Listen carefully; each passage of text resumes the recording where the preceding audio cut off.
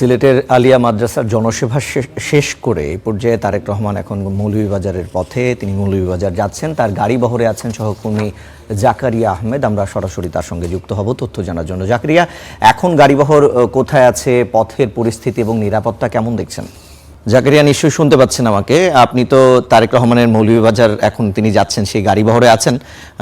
এখন গাড়িবহর কোথায় রয়েছে, নিরাপত্তা ব্যবস্থা কেমন দেখছেন জানাবেন। হবিগঞ্জের পথে রয়েছি। কিছুক্ষণ আগেই সিলেটের নির্বাচনী যে জনসভা, প্রথম জনসভায় বক্তব্য দিয়েছেন বিএনপি চেয়ারম্যান তারেক রহমান। তার বহর আমরা দেখতে পাচ্ছি যে সেখান থেকে সিলেট থেকে মৌলভীবাজারে তার একটি পথসভা রয়েছে এবং এরপরে হবিগঞ্জের আরেকটি পথসভা রয়েছে, এরপরে ব্রাহ্মণবাড়িয়াতে তার পথসভা আছে, এরপর কিশোরগঞ্জে ভৈরব, নরসিংদী, নারায়ণগঞ্জ। অর্থাৎ আজকে সারাদিনে সিলেটের জনসভা সহ মোট 7টি পথসভায় তিনি অংশ নেবেন। এরকমই তার কর্মসূচি আগে থেকেই ঠিক করা রয়েছে, যদিও এটি পরিবর্তিত হতে পারে। আমরা যেটি দেখলাম যে আজকে প্রথম নির্বাচনী যে জনসভা বিএনপির করলো সিলেট থেকে, যেটি তারেক রহমানের বাবা প্রয়াত রাষ্ট্রপতি শহীদ প্রেসিডেন্ট জিয়াউর রহমান তিনি 1978 সালে করেছিলেন। পরবর্তীতে আমরা দেখেছি বিএনপির সদ্যপ্রয়াত চেয়ারপারসন বেগম খালেদা জিয়া তিনি তার জীবদ্দশায় যতবার নির্বাচনে অংশ নিয়েছেন ততবারই এই সিলেটে দিয়ে শুরু করেছেন শাহজালাল শাহপরানের মাজার জিয়ারতের মধ্য দিয়ে। তাদের উত্তরসূরি, তাদের রক্ত যার ধমনীতে, তিনিও সেই রীতি মেনেই গতকালকে সিলেটে এসেছিলেন। সিলেটে শাহজালাল শাহপরানের মাজার জিয়ারতের করেছেন তিনি এবং এরপরে আজকে নির্বাচনী জনসভা, নির্বাচনী প্রচারণার প্রথম দিন এখান থেকে শুরু করেছেন। অর্থাৎ ভোট যুদ্ধে নেমে গেছেন সরাসরি তারেক রহমান। এবং আজকে তার যে বক্তব্য, সেই বক্তব্যগুলো যদি পর্যালোচনা করা যায়, যেটির জন্য উন্মুখ হয়েছিলেন সিলেটবাসী, তারা বলছেন যে এই বক্তব্য শুধু তার সিলেটের বাসীর জন্য নয়, বরং এটি সারা বাংলাদেশের মানুষের জন্য।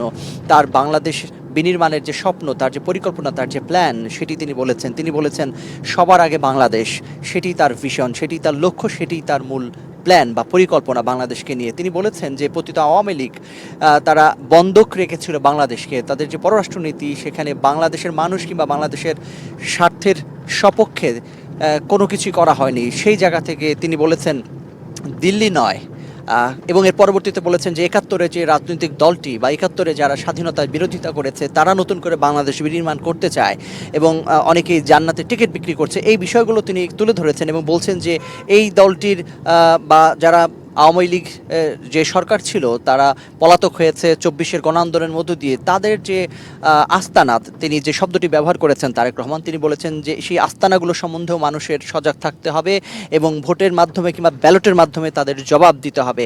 এবং এজন্য তিনি বলেছেন যে দিল্লি নয় কিংবা পিন্ডি নয়, সবার আগে বাংলাদেশ, টেক ব্যাক বাংলাদেশ। এই স্লোগানটি তিনি ব্যবহার করেছেন, তিনি উজ্জীবিত করেছেন, ভোট চেয়েছেন ধানের শীষের পক্ষে। এবং সিলেট থেকেই তার যে নির্বাচনী প্রচারণা শুরু হলো, তিনি বলেছেন যে এই প্রচারণা তিনি সারা দেশব্যাপী করার চেষ্টা করবেন। আগামী 10 জানুয়ারি পর্যন্ত, প্রচারণার শেষ দিন পর্যন্ত তিনি মাঠে থাকবেন। এর মধ্য দিয়ে রাজনীতির ময়দান কিংবা ভোটের ময়দানে সরাসরিভাবে তারেক রহমানের যে সক্রিয় উপস্থিতি কিংবা অংশগ্রহণ, সেটি দলকে অনেক বেশি চাঙ্গা করবে। দলকে যে বার্তা দিয়েছে সেটি ভোটের মাঠে বিএনপিকে একটি কার্যকর অবস্থান তৈরি করতে সহায়তা করবে। সেই ঠিক এমন বার্তাই আজকের এই জনসভা থেকে উঠেছে।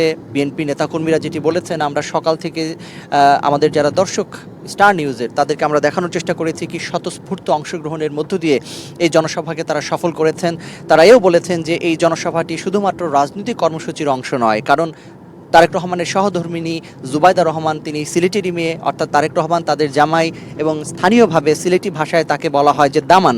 এবং তাদের জামাই আগামী রাষ্ট্র পরিচালনার দায়িত্ব নিতে পারেন, যে সম্ভাবনা তৈরি হয়েছে বিএনপি ক্ষমতায় গেলে, সেই সম্ভাবনার বাস্তবায়ন তারা করতে চান, সেই স্লোগান তারা এখানে দিয়েছেন। সর্বোপরি তারেক রহমানের বক্তব্য সেই স্বপ্নকে বাস্তবায়ন করার জন্য তিনি ভোট চেয়েছেন ধানের শীষে এবং বলেছেন ধানের শীষ বিজয়ী হলে তিনি বাংলাদেশকে একটি লুটপাটের যে রাজনীতি, সেই রাজনীতি পরিবর্তন তিনি করতে চান, বাংলাদেশের বেকারত্ব সমাধান করতে চান, নারী সমাজের উন্নয়ন করতে চান, তিনি প্রত্যেকটি পরিবারে নারীদেরকে ফ্যামিলি কার্ড করে দিতে চান, স্বাবলম্বী করতে চান এবং বাংলাদেশের যে অকার্যকর আইটি পার্কগুলো করেছিল আওয়ামী লীগ, সেই পার্কগুলোকে তিনি আইটি পার্কগুলোকে কার্যকর করার মধ্য দিয়ে বাংলাদেশের যে তরুণ সমাজ রয়েছে যারা আইটি সেক্টরে পারদর্শিতা করতে পারেন, তাদেরকে অভিজ্ঞ করে তোলার জন্য, দক্ষ জনশক্তি করে গড়ে তোলার জন্য তিনি সেই ভূমিকা রাখবেন। এবং এই জন্যই সব কিছু বাস্তবায়ন করতে হলে বিএনপিকে রাষ্ট্র ক্ষমতায় যেতে হবে, এই জন্যই তিনি আজকে এই জনসভা থেকে ভোট চেয়েছেন। তো আমরা তার সঙ্গে রয়েছি, পরবর্তীতে আমরা হবিগঞ্জের উদ্দেশ্যে যাচ্ছি, সেখানে তিনি পথসভা অংশ নেবেন। আমরা নিশ্চয়ই আমাদের দর্শকদেরকে দেখাতে জাকারিয়া, আপনাকে ধন্যবাদ। দর্শক, আমাদের সহকর্মী জাকারিয়া তারেক রহমান এখন সিলেটের জনসভা শেষ করে হবিগঞ্জের পথে রয়েছেন, সেই গাড়িবহরে তিনি আছেন, সেখানকার সর্বশেষ তথ্যই কিন্তু তিনি আমাদেরকে জানানোর চেষ্টা করছিলেন।